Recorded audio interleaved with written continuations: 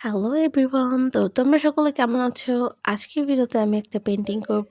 So তোমরা আমাকে অনেকেই বলেছিল আপু একটা ডিটেলস পেন্টিং করো। সো এই নাও তোমাদের জন্য একটা ডিটেলস পেন্টিং। সো আজকের আর্টটা করবো আমার এই আর্ট বুকেতে। তোমরা তো দেখতেই পাচ্ছ এখানে আমি মাত্র দুই একটা পেন্টিং করেছিলাম, বাট তো আজকে ভাবলাম এটার উপরে একটা আর্ট করা যাক। তো এট ফার্স্ট আমি পেন্সিল দিয়ে আউটলাইন গুলো ড্র করে নিচ্ছি সুন্দর করে। অর্থাৎ তুমি যে পেন্টিং অথবা ড্রয়িংটি করতে চাচ্ছ তার আউটলাইন অবশ্যই পেন্সিল দিয়ে আগে এঁকে নিতে হবে। সো আমি এখানে একটা মসজিদের আউটলাইন ড্র করছি, কারণ এখানে পেন্টিং এর পাশে একটা মসজিদ থাকবে। কারণ এখন যেহেতু রামাদান মাস চলছে তাই এই পেন্টিংটা একটু রামাদান টাইপের রাখার চেষ্টা করছি। অথবা যদি তোমরা তোমাদের পছন্দ মতো পেন্টিং অথবা ড্রয়িং, পেন্সিল স্কেচ আমার চ্যানেলে দেখতে চাও তাহলে অবশ্যই কমেন্ট করে জানাবে। তো গত ভিডিওতে একটা কিউট আপ্পি বলেছিল আপু কাবা শরীফের ছবি আঁকো, অ্যান্ড একটা কিউট আপ্পি বলেছিল আপু দৃশ্যের ছবি আঁকো। এখন তোমরাই বলো আমি কোন ছবিটি আঁকবো। তো এখানে আমি আউটলাইন ড্র করার শেষে এখন আমি কালার অ্যাপ্লাই করব, আর আজকের পেন্টিংটা আমি ওয়াটার কালার অ্যাপ্লাই করছি। সো এখানে আমি প্রথমে রেড কালারটা অ্যাপ্লাই করব, দেন হচ্ছে অরেঞ্জ কালার। তোমরা যারা ওয়াটার কালার করতে চাচ্ছ তারা অবশ্যই ক্যানভাস প্যাড অথবা আর্ট প্যাডের কালারটা করবা,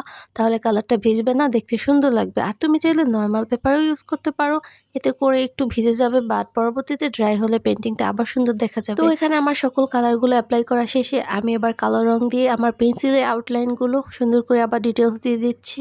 নর্মাল পেপারে তোমরা যারা ওয়াটার কালার অ্যাপ্লাই করবা তার একটা জিনিস খেয়াল করবা, প্রথমে যে কালারটা অ্যাপ্লাই করছো এটা না শুকানো পর্যন্ত ডিটেলস অ্যাড করবা না।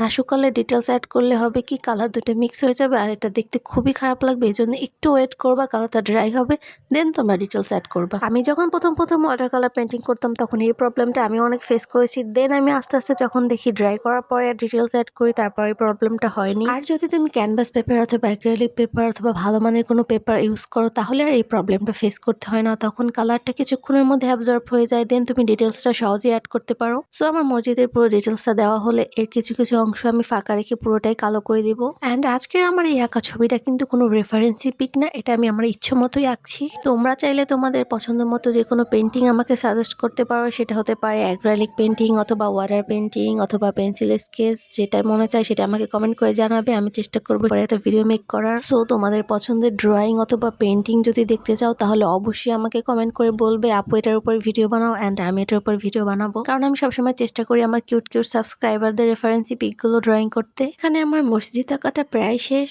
সো এখানে একটা ব্রাশের সাহায্যে আমি কিছু হালকা ডিটেলসে গাছপালাগুলো অ্যাড করে দিব। ঝোপঝাড় অথবা গাছপালা ডিটেলস অ্যাড করতে হলে কিন্তু এরকম একটা ব্রাশই যথেষ্ট।